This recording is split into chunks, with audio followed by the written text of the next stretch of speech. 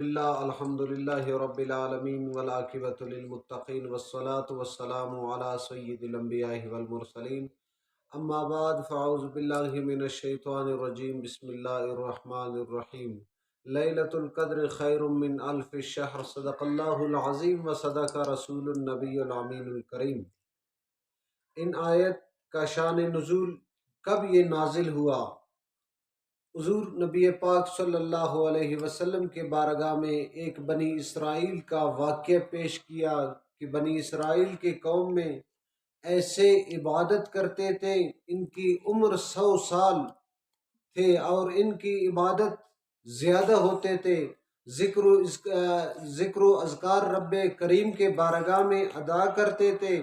تو حضور علیہ الصلاۃ والسلام کے دل میں خیال آیا کہ میری امت کی عبادت تو اس سے کم ہوگی، تو اس بنا پر رب کریم نے یہ آیت نزول فرمایا لیلۃ القدر خیر من الف شہر۔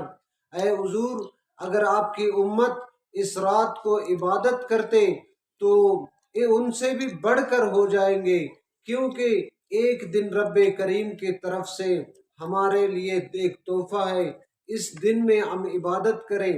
اور حضور علیہ الصلاۃ والسلام بھی ہمیں ملا تو سب نبیوں اور رسولوں سے بھی افضل ہے، اور جو زمانہ ملا ہمیں وہ سب زمانوں سے بھی افضل ہے، اور جو حضور کا دین ہمیں ملا سب دینوں سے افضل ہے، اور جو صحابہ ہمیں ملا وہ سب صحابہ سے افضل ہے، جتنے بھی نبی گزرے ان کے صحابہ تھے ان سے افضل یہ صحابہ ہے۔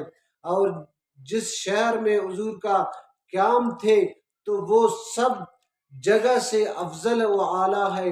حضرت عائشہ ام المؤمنین، حضرت عائشہ صدیقہ طیبہ طاہرہ رضی اللہ تعالی عنہا روایت کرتے ہیں کہ حضور علیہ الصلاۃ والسلام رمضان شریف کے مہینے میں اپنے تہبند کو مضبوطی سے باندھتے اور ذکر الہی میں مشغول ہوتے، اور خود بھی عبادت کرتے اور اپنے گھر والوں کو بھی جگاتے اس عبادت کے لیے۔